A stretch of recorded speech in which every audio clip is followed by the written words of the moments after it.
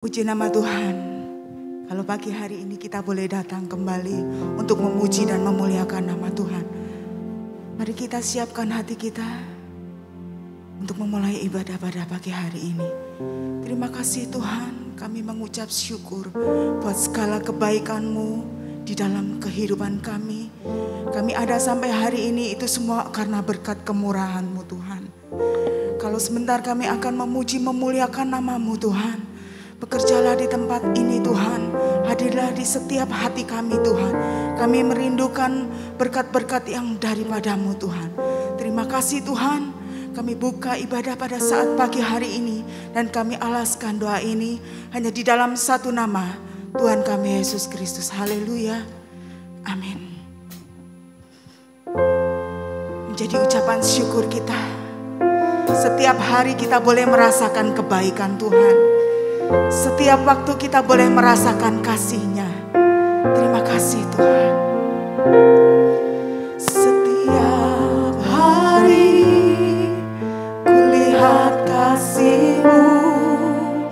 Setiap hari kulihat kuasa-Mu. Setiap hari kulihat mujizat terjadi dalam hidupku. Mari saya undang kita semua bangkit berdiri. Setiap hari kulihat kasih-Mu. Setiap hari kulihat kuasa-Mu. Setiap hari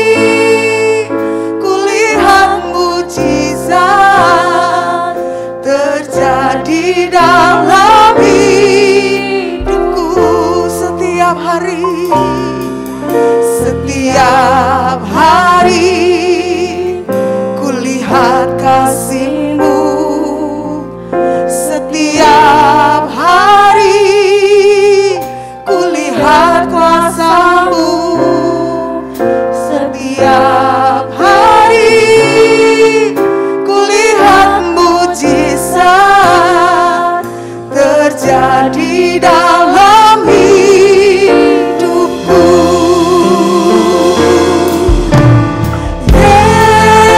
Yesus, Yesus, ku cinta Kau lebih dari segala yang ada. Hanya Yesus, Yesus, Kau segalanya bagiku.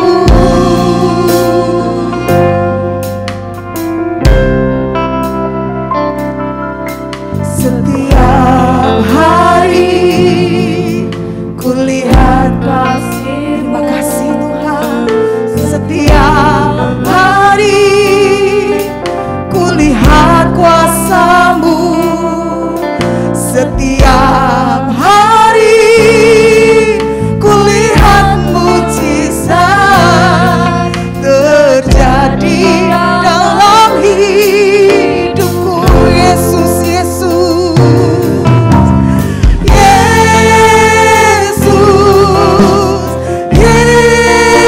Yesus, ku cinta Kau lebih dari segala yang ada. Hanya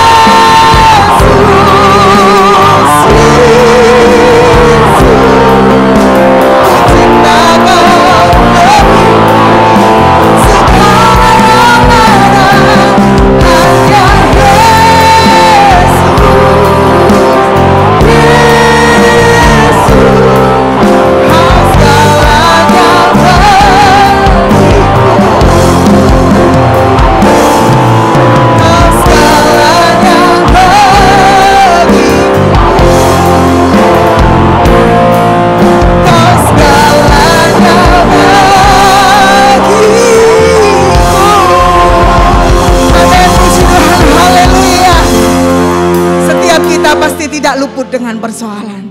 Tetapi kita jangan fokus dengan persoalannya. Fokuslah bersama dengan siapa kita berjalan. Amin.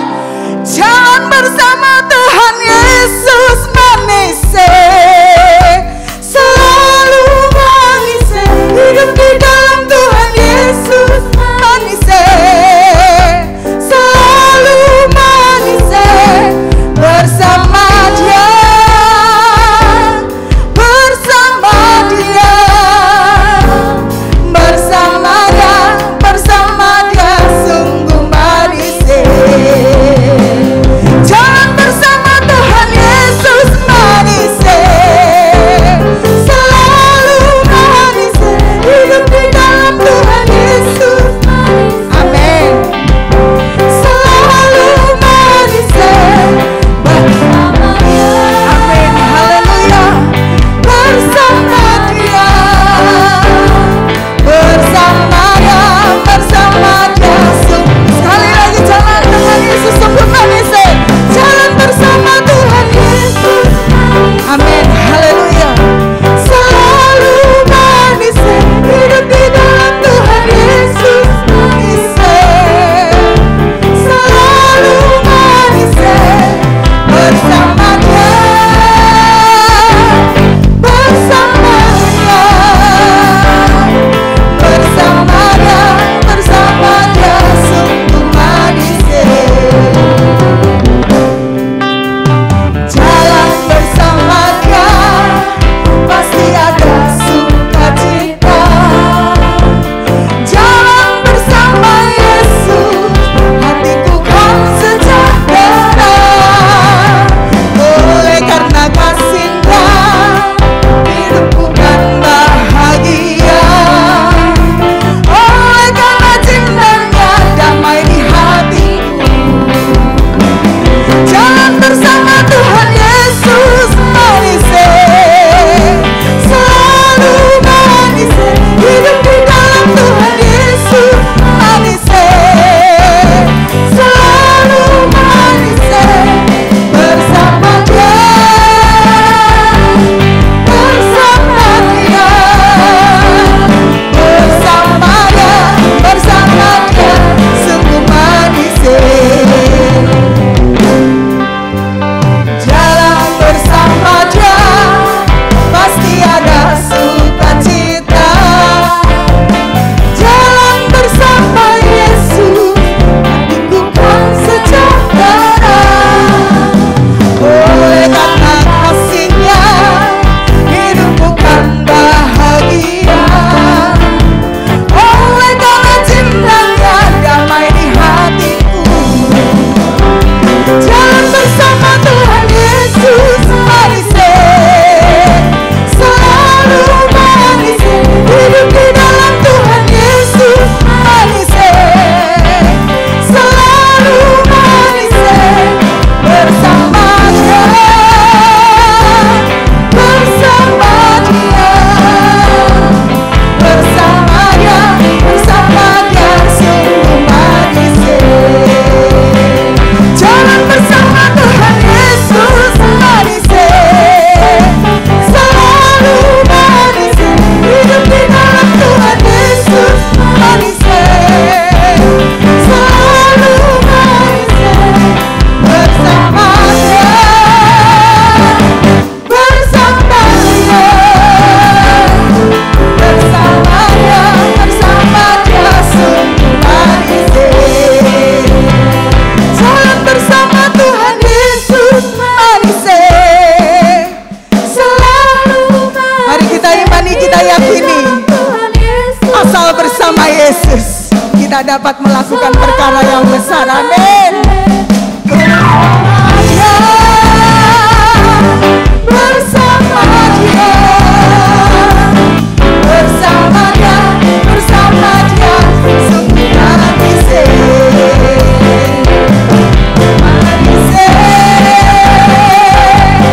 Manis, manis, manis, sungguh manis.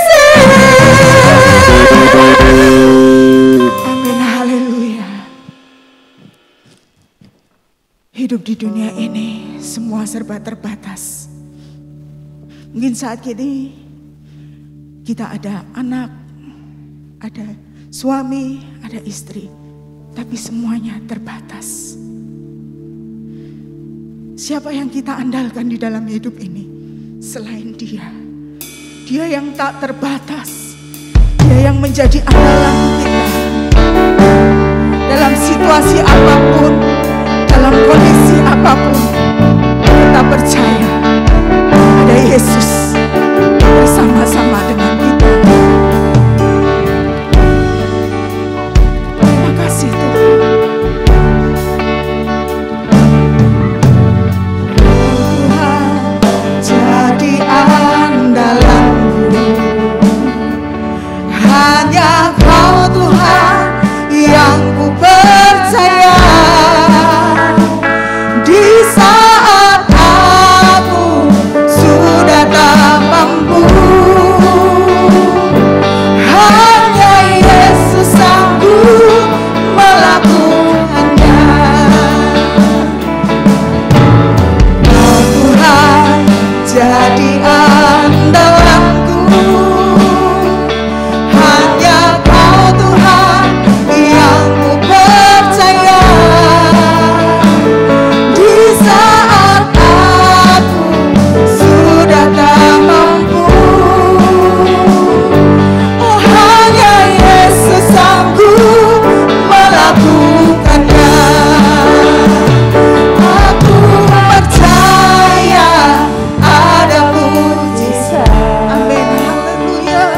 Aku percaya Tuhanku dahsyat, perbuatan ajaib telah dikerjakannya.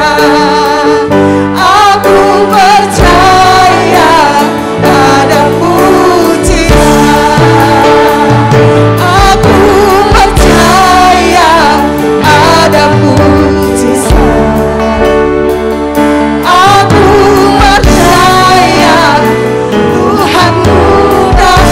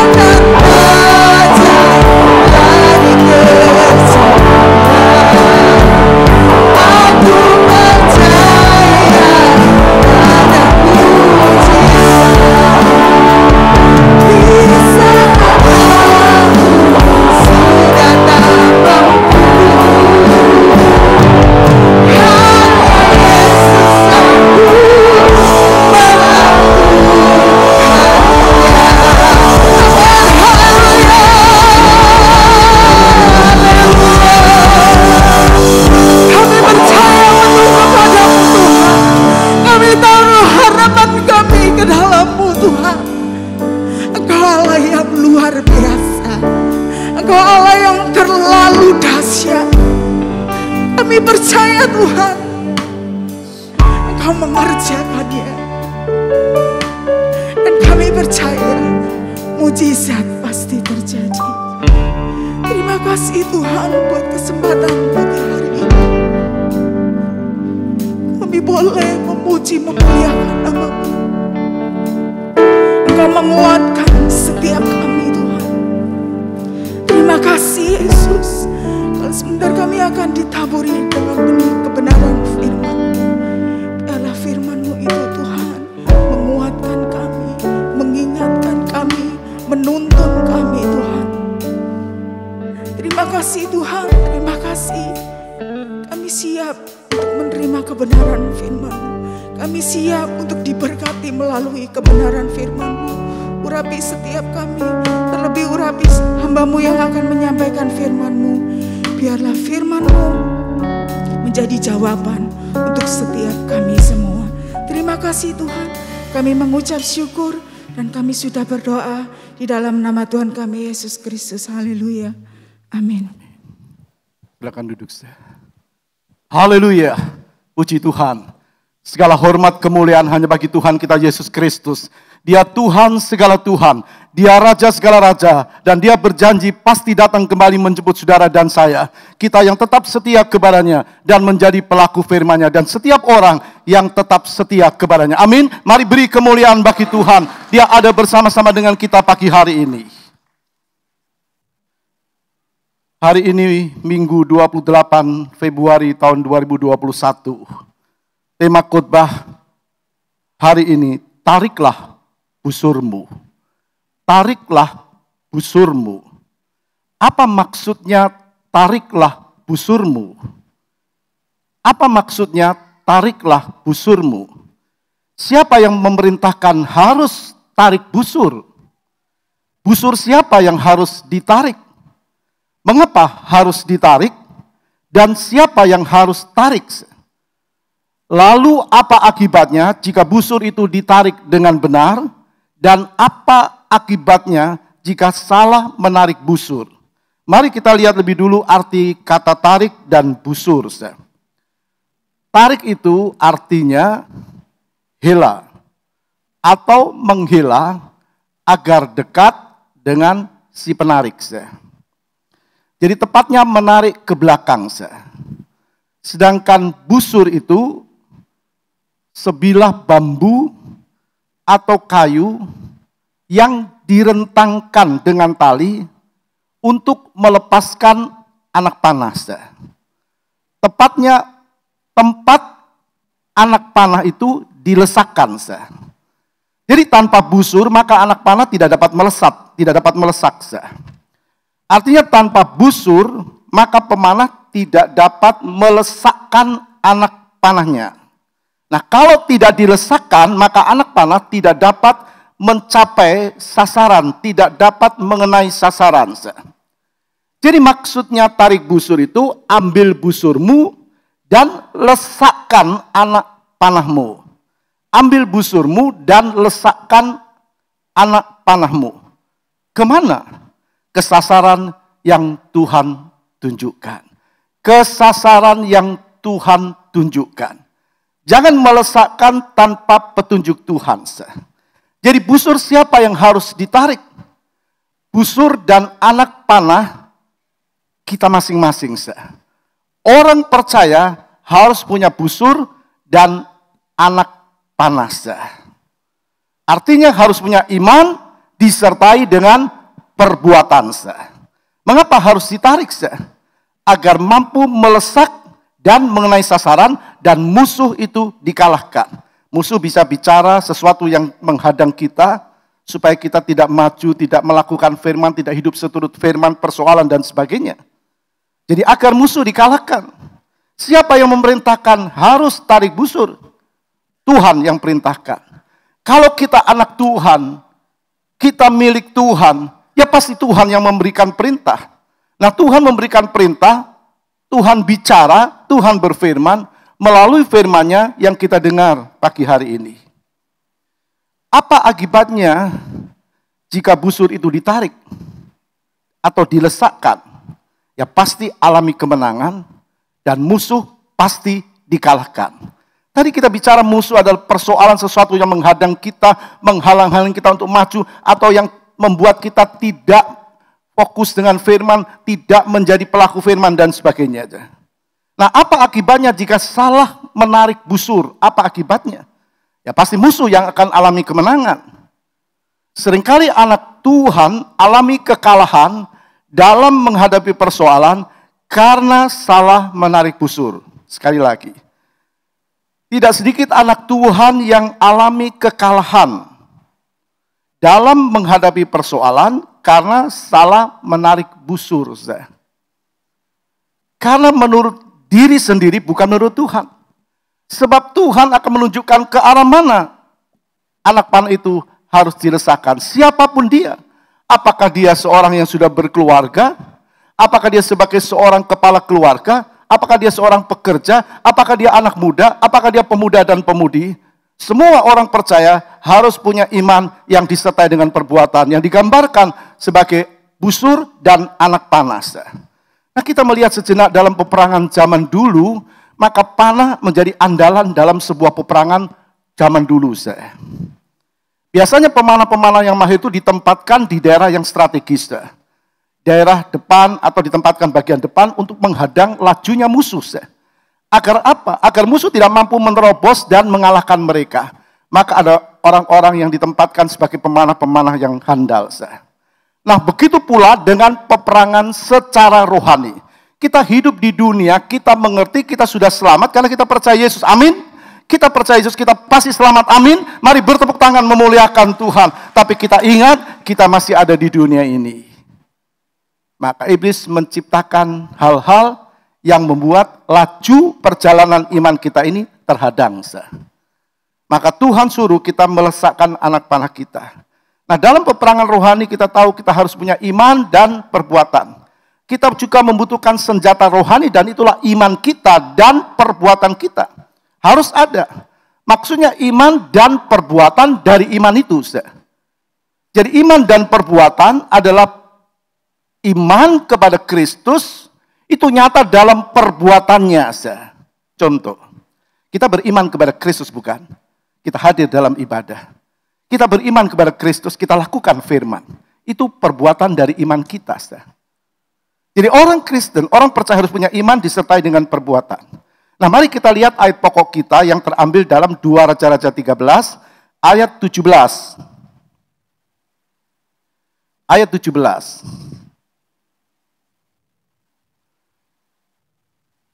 Serta berkata, bukalah jendela yang di sebelah timur, dan ketika dibukanya, berkatalah Elisa, panahlah, lalu dipanahnya. Kemudian berkatalah Elisa, itulah anak panah kemenangan daripada Tuhan. Anak panah kemenangan terhadap Aram, engkau akan mengalahkan Aram di Afek sampai habis lenyap. Dalam kisah ini kita melihat, saudara, kerajaan Israel, kerajaan utara dengan ibu kotanya Samaria, waktu itu sedang dikepung oleh bangsa Aram. Dan raja pada waktu itu adalah Yoas. Jadi kita melihat ini ucapan siapa? Ucapan Tuhan melalui Nabi Elisa. Karena Elisa adalah seorang nabi yang dipilih oleh Tuhan, diurapi oleh Tuhan, dan penuh dengan firman Tuhan. Jadi Tuhan berfirman, bisa langsung berfirman kepada seseorang, tapi Tuhan juga bisa berfirman kepada umat Israel melalui para nabi. Ini adalah ucapan Nabi Elisa kepada siapa? Kepada Raja Yoas sebagai seorang pemimpin. Kepada Raja Yoas siapapun kita. Apa kita pemimpin dalam keluarga? Pemimpin dalam rumah tangga? Atau kita memimpin diri kita dalam arti kita punya orang-orang yang Tuhan percayakan juga kepada kita. Jadi Tuhan berkata kepada Yoas yang sedang alami ketakutan. Karena katakan kepungan dari bangsa Aram ini. Dicekam dengan ketakutan. Jadi untuk alami kemenangan harus taat. Harus taat apa yang Tuhan katakan. Tuhan tadi berkata melalui Elisa, panahlah. Kemudian Elisa berkata, itulah anak panah kemenangan dari Tuhan. Kalau kita mau alami kemenangan, taat kepada Tuhan, amin. Taat kepada firman-Nya. Yoas harus taat dengan apa yang Tuhan katakan melalui Nabi Elisa. Nah, kalau Yoas taat, dia pasti alami kemenangan. Dan rakyatnya di bawahnya juga alami kemenangan. Begitu juga dengan kita. Juga kepala-kepala keluarga. Kita tahu bahwa Tuhan juga beri kemenangan asal kita taat. Dan semua yang ada di, katakan di belakang kita juga akan terima kemenangan. Nah, anak-anak Tuhan juga begitu. Persoalan apapun, asal yang pertama, dengar perintah Tuhan. Dengar firman Tuhan. Jangan cuma sekedar dengar. Jangan tidak fokus dengan apa yang kita dengar. Nah, seringkali kita tergoda untuk dialihkan kepada yang lain pada saat kita sedang mendengar firman, itu tidak fokus. Dengar perintah Tuhan, lalu lakukan perintahnya. Dengar perintah Tuhan, lakukan perintahnya. Mari kita belajar dengan apa yang Yoas sedang alami. Jadi bangsa Aram itu sedang mengepung kerajaan utara yang disebut kerajaan Israel. Yoas alami ketakutan yang luar biasa waktu melihat bangsa Aram mengepung kerajaannya. Siapa Yoas? Yoas adalah raja. Raja kerajaan Israel waktu itu. Dia seorang raja. Dia alami ketakutan. Jadi kita bisa melihat ketakutan itu bisa melanda setiap orang.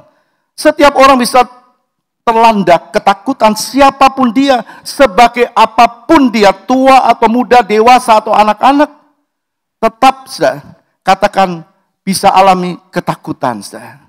Jadi ketakutan itu tidak pandang bulu, artinya tidak pandang siapapun. Dan ketakutan itu manusiawi. Semua orang bisa alami ketakutan, semua orang bisa alami. Semua orang pernah alami ketakutan. Ketakutan apa saja, dalam keluarga, dalam rumah tangga, dengan kesehatannya, dengan masa depannya, dan sebagainya. Ini yang Yoas alami. Ketakutan itu bisa terjadi karena ancaman, atau terancam, dan merasa tidak mampu melawan. Jadi orang yang merasa terancam, dia rasa tidak mampu melawan, maka dia pasti diliputin ketakutan. Dia takut dengan apa yang sedang dia alami. Ada orang-orang yang takut dengan rumah tangga, keluarga, pekerjaan, kesehatan. Lebih-lebih hari-hari ini. Sekali lagi Yoas sedang alami ketakutan. Dan itu membuat Yoas datang kepada Elisa. Ketakutan memang manusiawi, tapi jangan biarkan ketakutan. Ketakutan memang manusiawi, semua orang bisa takut. Semua bisa dan pernah alami ketakutan, tapi jangan biarkan ketakutan. Meskipun ketakutan itu manusiawi, tapi jangan biarkan itu hidup ini terus diliputi, dikuasai oleh ketakutan. Kenapa? Yang pertama, karena kita punya Tuhan. Tadinya pujian berkata tiap hari, aku alami mujizat. Orang bertanya, mana kadang aku nggak alami. Semua orang pasti alami. Begitu sudah bangun tidur, sudah lihat, sudah masih ada mujizat. Amin. Lalu sudah bisa menghirup udara dengan lancar, itu mujizat Tuhan. Itu mujizat Tuhan.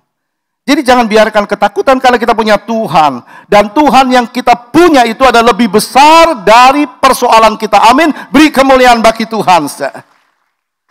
Ini yang membuat kita tidak boleh diberhentikan oleh ketakutan. Mengapa kita tidak boleh membiarkan ketakutan itu terus mencengkram pikiran dan hati kita? Karena ketakutan itu bisa membuat orang salah berpikir. Salah berpikir. Karena dia diliputi ketakutan, lalu dia bisa salah mengambil keputusan. Artinya salah melangkah. Orang juga bisa karena ketakutan dia salah bertindak. Salah bertindak. Takutan apa saja? Ada orang takut masa depan, lalu dia pikir, ya. Lalu dia pikir, tapi salah. Dia bertindak, tapi salah. Dia melangkah, tapi keliru. Nah, perhatikan apa yang dilakukan Raja Yoas. Yang pertama, dia salah berpikir. Waktu bangsa Aram mengepung ke negerinya, ia bertumpu kepada manusia. Mari kita lihat, yang pertama Yoas salah berpikir. 2 Raja-Raja 13 ayat 14. Ketika Elisa menderita sakit yang menyebabkan kematiannya, datanglah Yoas Raja Israel kepadanya. Ketika Elisa menderita sakit yang menyebabkan kematiannya, datanglah Yoas Raja Israel kepadanya.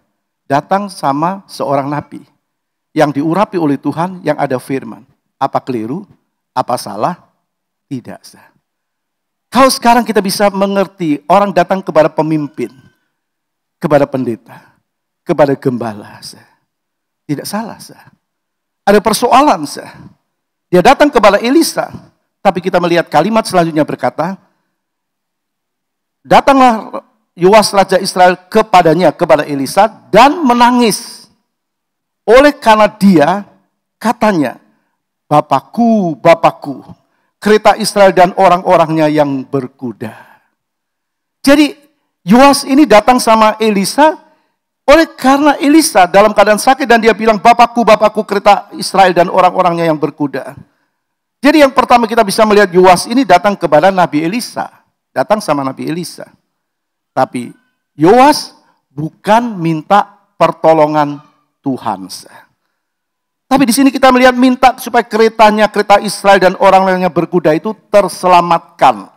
Artinya apa yang ada pada dia, rakyatnya, dia tidak mau kehilangan pengaruh. Dia tidak mau kehilangan apa yang ada pada dia, hartanya, keretanya dan sebagainya.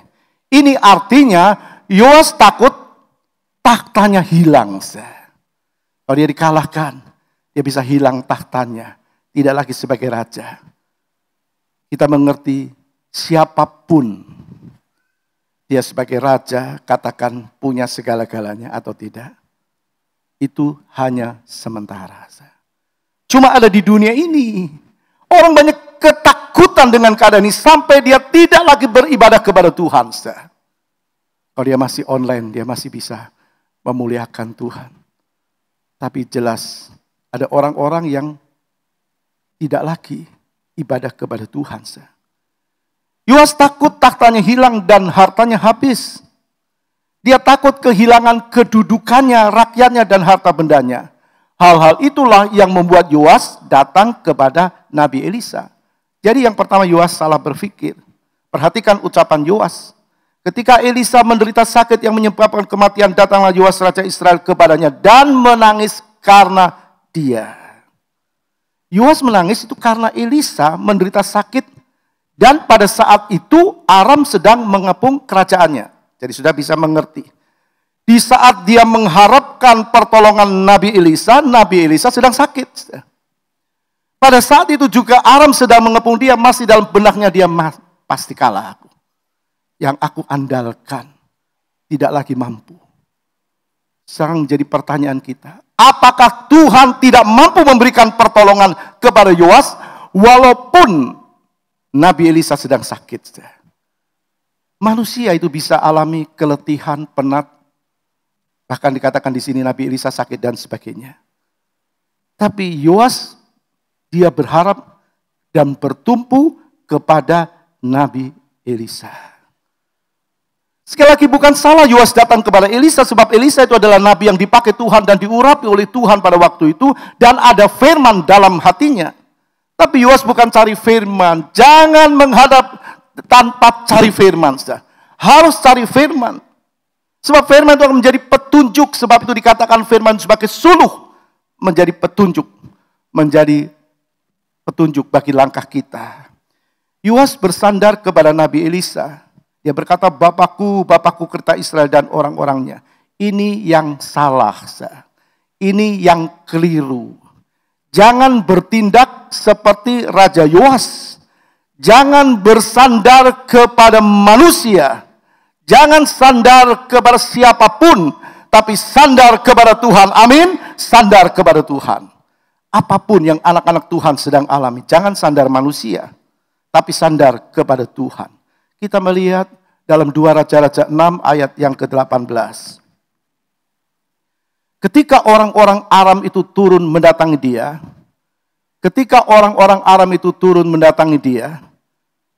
Berdoalah Elisa kepada Tuhan. Beda saya. Berdoalah. Waktu Elisa alami persoalan, waktu orang Aram mendatangi dia, berdoalah Elisa kepada Tuhan. Butakanlah kiranya mata orang-orang ini, maka dibutakannya mata mereka sesuai dengan doa Elisa. Kita bertanya, siapa yang menyebabkan orang-orang Aram ini menjadi buta, tidak bisa menyerang orang Israel? Siapa? Tuhan. Nah, Elisa berdoa, Tuhan dengar doanya. Kita berdoa, Tuhan dengar doa kita. Amin. Jadi Tuhanlah yang membuat bangsa Israel alami kemenangan atas bangsa Aram, bukan karena Elisa. Karena itu selalu saya berkata, jangan kultus individukan pendeta, tapi kultus individukan Tuhan. Amin. Muliakan dia. Tuhan dengar doa dari Nabi Elisa dan Tuhan kabulkan. Karena itu jangan sandar kepada manusia. Nah, sekarang kita bertanya, apa yang menyebabkan Yoas bersandar kepada manusia? Apa yang menyebabkan Yoas bersandar kepada manusia? Karena Yoas tidak pernah cari Tuhan. Orang yang tidak pernah cari Tuhan, pasti yang diandalkan adalah manusia. Kita lihat 2 Raja-Raja 13 ayat 11. Ia melakukan apa yang jahat di mata Tuhan, ia tidak menjauh dari segala dosa yang disuruh Yerobeam bin Nebat dilakukan orang Israel, tetapi terus hidup dalam dosa itu. Gak cari Tuhan, tidak dekat dengan Tuhan.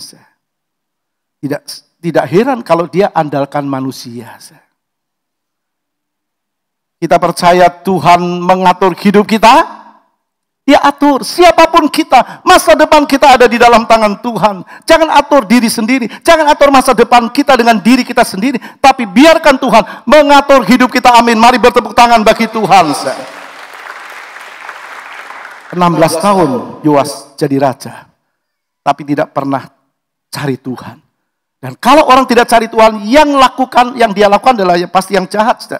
Kita bisa bayangkan 16 tahun memerintah, punya kedudukan, punya bawahan, punya rakyat, punya segala-galanya, tapi tidak hidup takut Tuhan.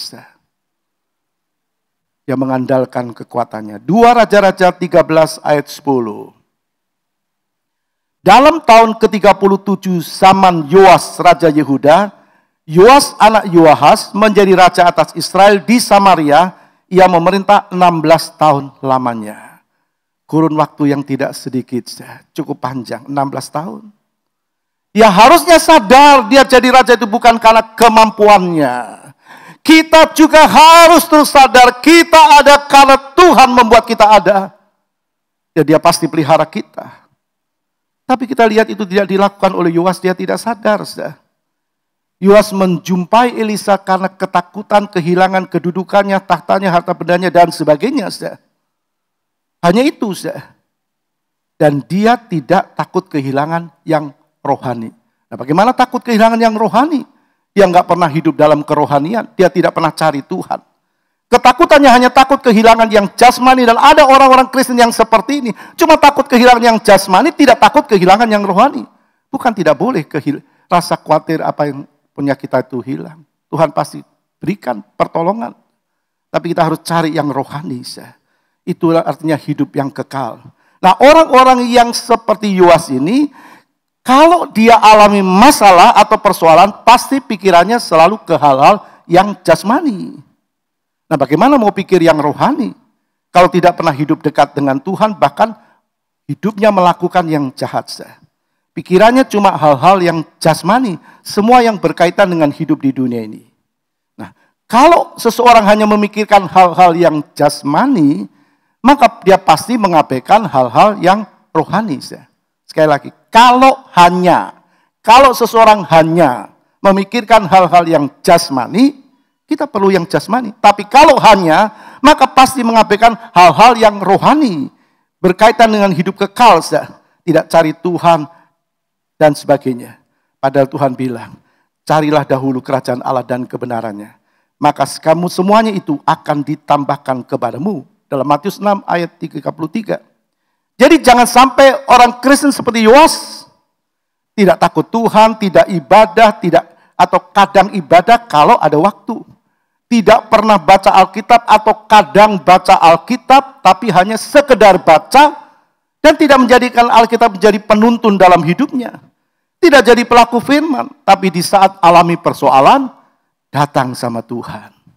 Saat membutuhkan pertolongan jasmani, tapi yang dibutuhkan cuma pertolongan jasmani. Kita lihat apalagi dalam situasi sekarang ini. Orang takut kehilangan apa yang dia miliki di dunia ini. Takut kalau terjadi sesuatu atas dirinya. Bagaimana dengan hartanya, bagaimana dengan pekerjaannya, bagaimana dengan keluarganya, dan seterusnya, dan seterusnya. Sekali lagi, mengapa Yoas cari manusia? Jadi karena dia tidak hidup dekat dengan Tuhan. Karena Yoas juga tidak punya pengalaman pribadi dengan Tuhan. Bagaimana dia bisa punya pengalaman pribadi dengan Tuhan? Dia tidak hidup dekat dengan Tuhan. Nah, orang Kristen yang tidak hidup dekat dengan Tuhan, yang tidak memikirkan yang hal-hal rohani, bagaimana dia punya pengalaman pribadi dengan Tuhan? Maka pada waktu dia alami persoalan, dia pasti kiblatnya kepada manusia. Yoas tidak alami pengalaman pribadi dengan Tuhan. Maka yang jadi tolok ukur, yang jadi panutan dari Yoas adalah pengalaman orang lain. Dalam hal ini adalah pengalaman Elisa. Karena dia tidak cari Tuhan. Dia tidak punya pengalaman pribadi, maka yang jadi tolok ukurnya adalah pengalaman orang lain. Jangan jadikan pengalaman orang lain itu menjadi tolok ukur kita. Sekali lagi, jangan jadikan pengalaman orang lain dengan Tuhan itu jadi tolok ukur kita. Orang lain cepat ditolong, kita juga harus cepat ditolong. Karena tolok ukurnya orang lain. Orang lain cepat sembuh, ya kita harus cepat sembuh Tuhan. Orang lain cepat didengar doanya, kita juga harus cepat didengar doanya. Bukan Tuhan tidak mau cepat menolong. Bukan Tuhan tidak mau cepat sembuhkan. Bukan tidak mau Tuhan cepat mengabulkan doa kita. Bukan tidak mau. Tapi Tuhan mau kita punya pengalaman pribadi dengan Tuhan. Punya pengalaman pribadi. Kita tahu pengalaman pribadi dengan Tuhan pada saat kita alami sesuatu. Tuhan menolong kita. Pada saat kita terdesak, terjepit, kita datang sama Tuhan. Kita menyembah Tuhan. Kita dikuatkan. Itu pengalaman pribadi dengan Tuhan. Ada banyak pengalaman pribadi seseorang dengan Tuhan. Jadi kembali kepada Yoas. Yoas cari, katakan, dia cuma dengar mujizat yang pernah Elisa lakukan. Yang membuat bangsa Israel alami kemenangan. Tapi kita harus tahu bangsa Israel menang bukan karena Elisa. Bangsa Israel menang karena Tuhan. Saudara, sampai hari ini ada bukan karena saya. Tapi karena saudara dekat dengan Tuhan. Amin. Kalau saudara mau membuka hati untuk Tuhan, mau mendekatkan diri dengan Tuhan dan sebagainya. Jadi kalau ada orang yang hidupnya tidak sesuai dengan firman Tuhan, itu juga karena dia sendiri tidak mau mendekatkan diri dengan Tuhan. Jadi bangsa Israel perang melawan bangsa Aram dan alami kemenangan bukan karena Elisa, tapi karena Tuhan. Nah, di zaman Raja Yoas memerintah, kembali bangsa Aram ini mengepung bangsa Israel. Maka pengalaman yang dia lihat dari Elisa. Dia datang sama Elisa. Dia bertumpu pada Elisa. Maka dia datang dengan menangis. Datang kepada Elisa dan berkata, Bapakku, Bapakku. Yoas pikir cara Nabi Elisa hadapi melawan Aram itu menjadi cara dia. Sekali lagi. Waktu bangsa Aram mendatangi Elisa. Elisa berdoa, Tuhan butakanlah mata mereka. Dan benar, Tuhan dengar doa Elisa. Mereka tidak bisa mengalahkan bangsa Israel. Nah itu pikirnya Yoas, pengalaman yang Nabi Elisa alami itu harus menjadi pengalaman dia. Dia mau terapkan, jangan menerapkan pengalaman pribadi orang lain, diterapkan ke kita. Itu copy paste. Kita harus punya pengalaman pribadi dengan Tuhan. Masing-masing harus punya pengalaman pribadi dengan Tuhan. Itu tergantung sejauh mana seorang membangun hubungan dengan Tuhan. Maka dia akan alami pengalaman pribadi dengan Tuhan. Tapi lain Yoas bilang begini. Sepertinya Yoas bilang, Bagaimana nanti dengan hidupku, Bapak Elisa, bagaimana dengan hidupku dan orang-orang Israel yang ada di belakangku kalau tidak ada Nabi Elisa? Yoas tidak menyadari dia ada karena Tuhan. Nah, tidak sedikit anak Tuhan yang punya persoalan juga seperti Yoas, terkepung dengan masalah persoalan, sandarannya kepada manusia. Sandarannya pada apa yang dia punya. Ada orang yang merasa kuat. Oh, kau punya kok. Aku masih muda. Aku masih bisa. Aku masih mampu. Sandarannya pada kekuatannya. Nanti dia baru sadar setelah kekuatannya hilang. Tapi Tuhan mau kita juga sadar, tapi sekarang. Apa saja yang sedang mengepung kita, mungkin ada yang pekerjaannya sedang terkepung, ada masalah dalam pekerjaan.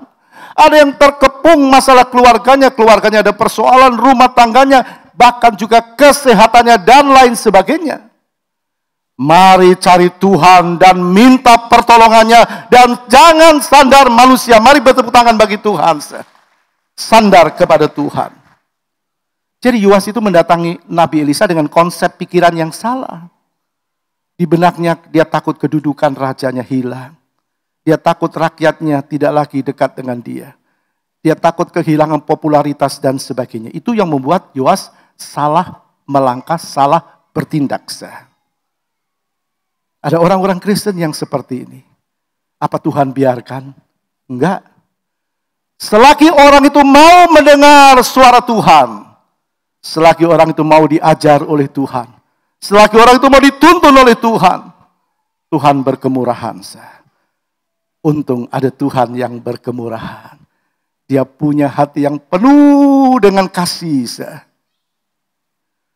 Siapapun kita, tidak ada waktu terlambat. Untuk Tuhan masih berkemurahan juga kepada Yoas. Coba kita baca 2 Raja 13 ayat 15. Berkatalah Elisa kepadanya, ambillah busur dan anak-anak panah. Lalu diambillah busur dan anak-anak panah. Jadi Tuhan tidak mau Yoas sandar kepada manusia. Tuhan pakai Elisa. Artinya Elisa menuntun Yoas. Jadi kita bisa melihat ini seorang pemimpin yang benar. Dia tidak cari massa. Dia tidak cari dukungan. Dia mau semua orang mendukung dan memuliakan Tuhan dalam hidupnya. Maka Tuhan berfirman kepada Elisa. Lalu Elisa menuntun Yoas. Kasih tahu kepada Yoas. Tuhan mau kasih tahu kepada Yoas. Tumpuan yang benar. Yang pertama tadi, ambillah busur dan anak panahmu. Artinya ambil dan pergunakan imanmu. Kita hadapi persoalan iman itu harus ada pada kita. Anak Tuhan harus punya iman. Busur dan anak panah itu bicara iman harus disertai dengan perbuatan. Kalau kita percaya, itu iman. Tapi kalau kita melangkah karena iman, itu perbuatan dari iman. Jadi kalau kita punya iman, kita percaya, saya yakin saya pasti ditolong Tuhan. Lalu kita melangkah dengan iman. Itu perbuatan dari iman kita. Firman Tuhan berkata dalam kitab Yakub, kalau iman tanpa perbuatan artinya kosong. Tidak alami pertolongan. Dalam Yakobus 2 ayat 17 berkata begini, demikian juga halnya dengan iman. Jika iman itu tidak disertai perbuatan, maka iman itu pada hakikatnya, pada prinsipnya, pada dasarnya adalah mati. Ambil busur dan anak panahmu. Kedua, tariklah busurmu. Sesudah diambil harus ditarik. 2 Raja-Raja 13 ayat yang ke-16. Berkatalah ia kepada Raja Israel, tariklah busurmu. Lalu ia menarik busurnya, tetapi Elisa menaruh tangannya di atas tangan raja. Jadi sudah bisa lihat, Yoas sudah ambil busur dan anak panah. Lalu Tuhan bicara sama Elisa, beritahu dia, tarik busurnya. Dia mulai tarik. Waktu dia mulai tarik, itu kan sebentar lagi dilepaskan, dilesakkan. Maka Elisa, dia menarik, katakan dia menaruh tangannya di atas tangan raja. Itu artinya Elisa berkata, stop, jangan panah dulu. Sesuatu harus dibereskan. Ada sesuatu yang harus dibereskan. Elisa menaruh tangannya di atas tangan raja. Itu artinya sesuatu yang harus dibereskan oleh Yoas sebelum dia melesakkan anak panah kemenangan. Begitu juga dengan kita anak-anak Tuhan. Harus dibereskan lebih dahulu kepada Tuhan. Apa yang menjadi kekurangan kita? Firman Tuhan itu menuntun kita yang melangkah yang benar. Memimpin kita, mengajar kita, itu firman Tuhan. Jadi ada sesuatu yang harus dibereskan sebelum Yoas melesakkan anak panahnya ke sasaran. Jadi Elisa seperti berkata, stop, jangan lesakkan dulu. Tapi bereskan dulu hatimu, bereskan dulu dirimu. Jadi orang yang belum membereskan hidupnya di hadapan Tuhan tidak mungkin akan memperoleh kemenangan, tidak mungkin. Kenapa ada orang Kristen jatuh bangun imannya? Karena dia tidak punya pengalaman pribadi dengan Tuhan. Dia mengandalkan manusia. Jadi kita bisa melihat dia tidak membereskan sesuatu yang sebetulnya belum beres di hadapan Tuhan. Nah, Elisa mau supaya Yoas melesakkan anak panahnya dengan tepat. Itu pimpinan Tuhan. Siapapun kita, orang dewasa, katakan kepala keluarga, ibu rumah tangga, anak muda, lesakkan panahmu dengan pimpinan Tuhan. Dengan pimpinan Tuhan. Tuhan mau arahkan kita, iman kita ke arah yang benar dan tepat. Tiap-tiap orang itu ada dalam genggaman tangan Tuhan. Amin. Tuhan bilang, engkau adalah biji mataku. Mana Tuhan biarkan biji matanya tanpa mengarahkan yang benar? Dia bilang, engkau telah aku lukiskan di telapak tanganku. Mana Tuhan tidak melindungi telapak tangannya? Pasti Tuhan lindungi. Jadi kita lihat ada sesuatu yang masih tertutup. Kita baca ayat 17. Ayat 17. Serta berkata, bukalah jendela yang di sebelah timur. Dan ketika dibukanya, berkata Elisa, panahlah. Lalu dipanahnya, kemudian berkata Elisa, itulah anak panah kemenangan daripada Tuhan. Anak panah kemenangan terhadap Aram, engkau akan mengalahkan Aram di Afek sampai habis lenyap. Jadi sesudah dibuka, sesudah dibereskan, baru Elisa berkata, panahlah. Panahlah itu. Kemudian Elisa berkata, itulah anak panah kemenangan daripada Tuhan. Elisa tidak pernah berkata kepada Yoas, itulah anak panah kemenangan dari aku. Tidak. Siapapun hamba Tuhan, dialah hambanya Tuhan. Harus tuntun orang kepada kebenaran firman. Yang dimuliakan adalah Tuhan.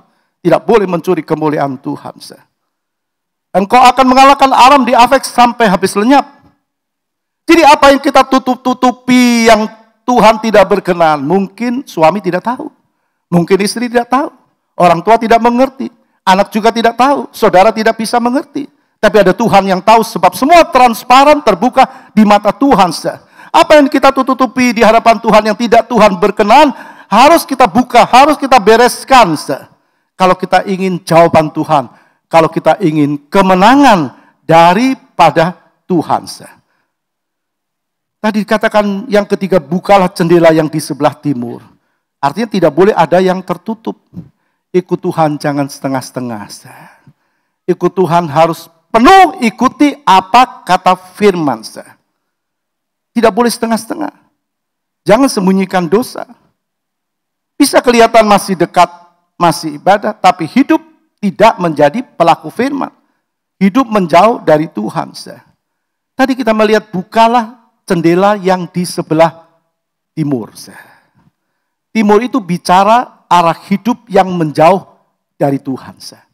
Timur itu bicara arah hidup yang menjauh dari Tuhan. Kejadian 13 ayat 11 berkata, sebab itu Lot memilih baginya seluruh lembah Yordan, lalu ia berangkat ke sebelah timur dan mereka berpisah.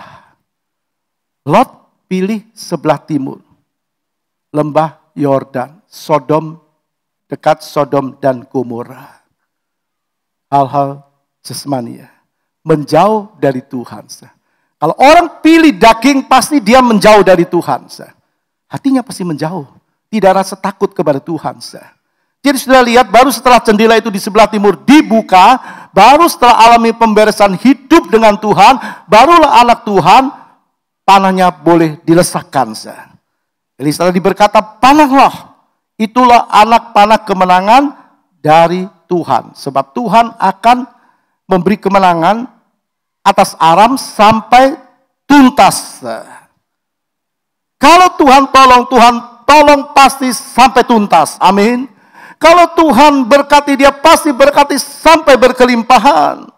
Kita mendengar dia berkata, ujilah akan aku akan membuka tingkat langit dan mencurahkan berkat sampai berkelimpahan. Apakah kita percaya perpuluhan milik Tuhan atau tidak? Tergantung kita. Tapi firman Tuhan berkata, itu anak panah kemenangan dari Tuhan. Bereskan dulu. Lalu kemudian Elisa berkata, itulah anak panah kemenangan dari Tuhan.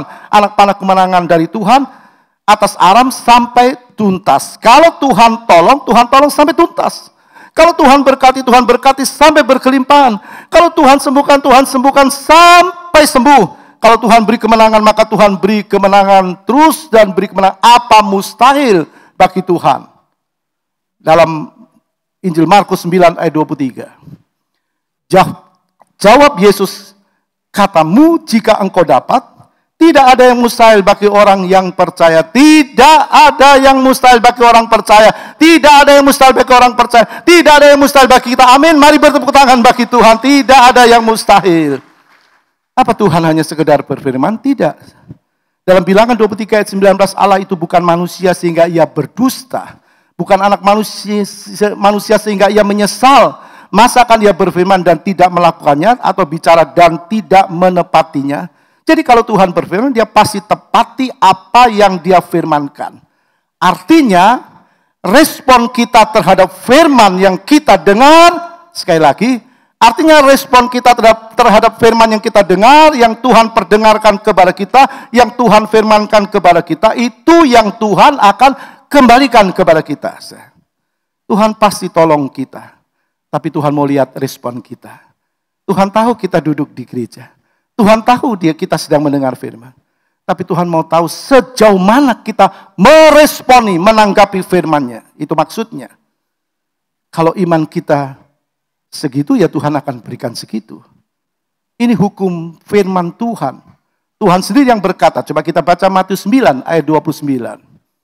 Lalu Yesus menjamah mata mereka sambil berkata, jadilah kepadamu menurut imanmu. Jadilah kepadamu menurut imanmu.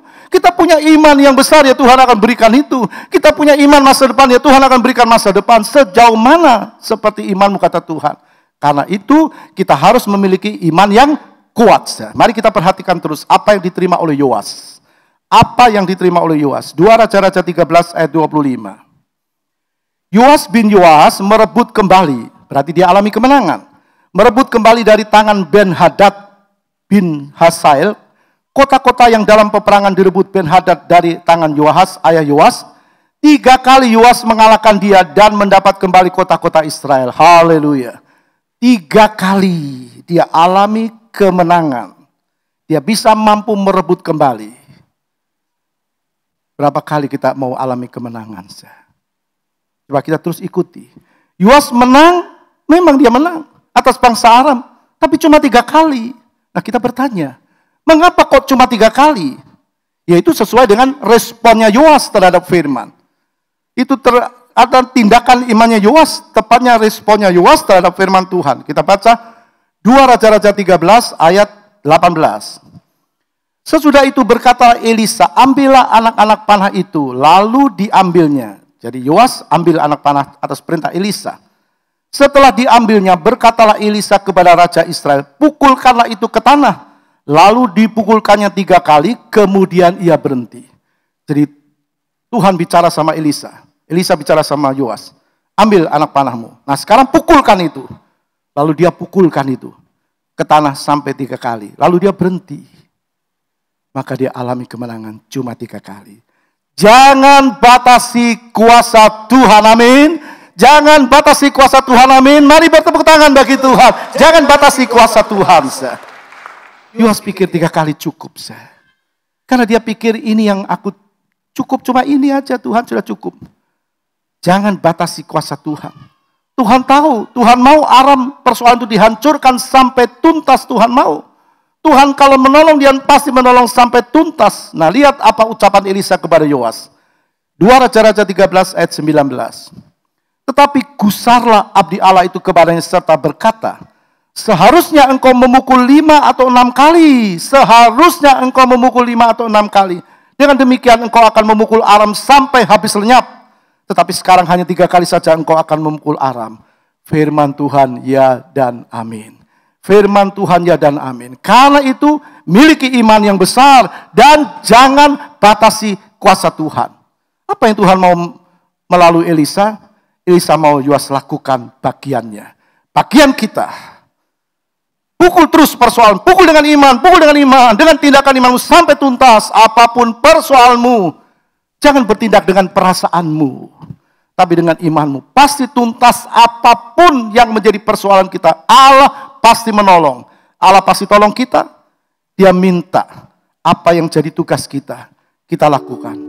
Yang pertama tadi. Ambil busur dan anak panahmu. Ambil busur dan anak panahmu. Imanmu, lakukan imanmu. Dan perbuatan imanmu. Pakai dan gunakan imanmu. Dalam kondisi apapun. 2, tariklah busurmu. Melangkah dengan imanmu. Jangan asal ucapkan firman. Tapi ucapkan firman dengan iman. Dan yang ketiga, buka jendela hatimu. Jangan ada yang disembunyikan di hadapan Tuhan. Lalu kemudian yang keempat, panah sejauh mungkin. Sekuat imanmu. Itulah anak kemenangan, anak panah kemenangan dari Tuhan atas kita. Jadi lakukan apa yang Tuhan mau, yang menjadi bagian kita dan menjadi bagian Tuhan. Pasti kita akan alami pertolongan Tuhan. Bertepuk tangan kembali bagi Tuhan. Dia memberkati kita kalau kita benar-benar melangkah dengan firman. Bertindak dengan iman, menjadi pelaku firman. Bangkit berdiri, Tuhan berkati kita. Kita akan sama-sama nyanyikan pujian. Aku percaya ada mujizat. Aku percaya ada mujizat. Kita yakin dia pembuat mujizat itu masih membuka dirinya. Apapun yang engkau sedang alami, ada Tuhan pembuat mujizat. Haleluya. Nyanyikan dengan sepenuh hati. Katakan sama Tuhan, aku percaya ada mujizat.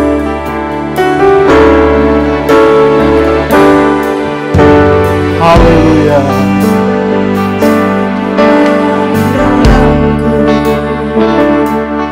Hanya Kau Tuhan yang ku percaya. Di saat Kalau engkau tidak mampu, ada Tuhan yang mampu. Jangan takut kalau kau punya iman dengan perbuatan imanmu. hanya Yesus sanggup. Justru kalau kau rasa tidak mampu, kau mengandalkan Tuhan dalam hidupmu. Kau Tuhan jadi andalanku. Hanya Kau Tuhan yang ku percaya. Di saat aku sudah tak mampu, hanya Yesus sanggup melakukannya. Aku percaya. Katakan, aku percaya ada mujizat.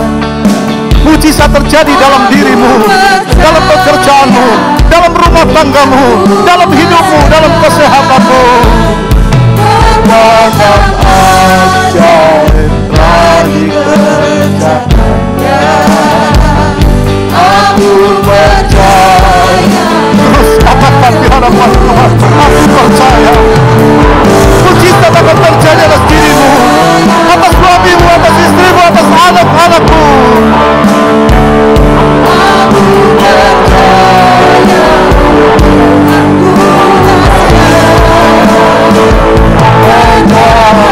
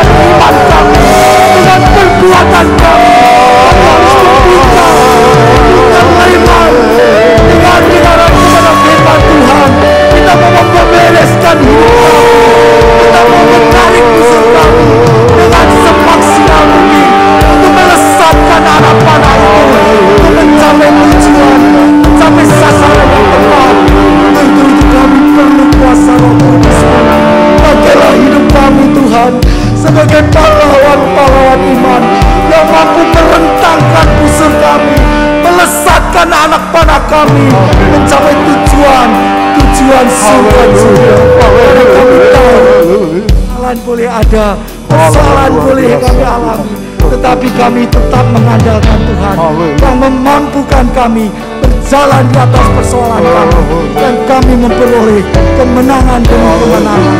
Terima kasih Tuhan buat hamba-Mu yang sudah mencelikan mata rohani kami, untuk kami terima firman itu sebagai rema dalam hidup kami, supaya kami mempunyai iman dan perbuatan dalam kehidupan kami sehari-hari.